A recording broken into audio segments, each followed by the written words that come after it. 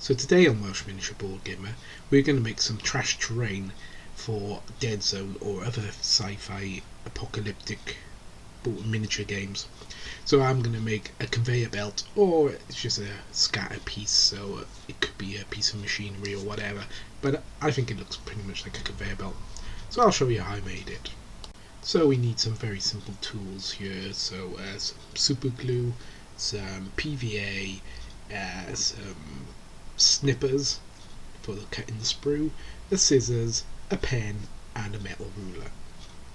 Everything that really any hobbyist should have.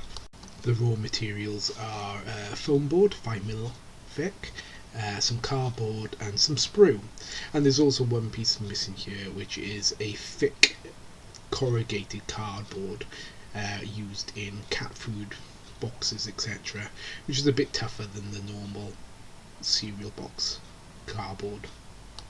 So first of all we get the 5mm foam board and we cut it to 6 inches long, which is 2 squares length in Dead Zone, and we cut it by around 3 centimeters wide. Next we cut some 3 centimeters wide by around a centimeter thick pieces of card from a cereal box or something similar. Once we've got all of them cut out, we glue them to the foam core base, leaving a small space in between so that it shows that they're individual pieces. Here's a picture of a miniature next to it so you can see rough size.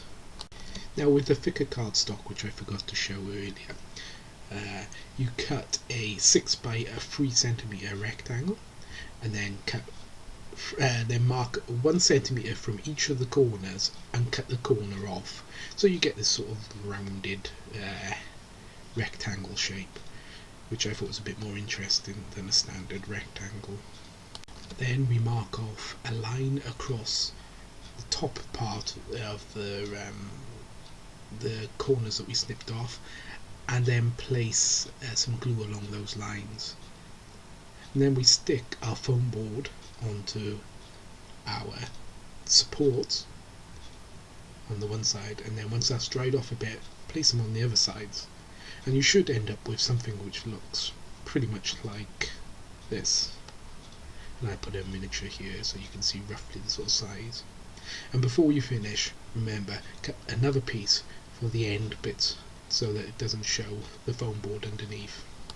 Next, cut some 5mm strips of cardboard cereal pack again, so you get a nice long 5mm strip, and you can use this as cladding so that you can cover any of the exposed foam board.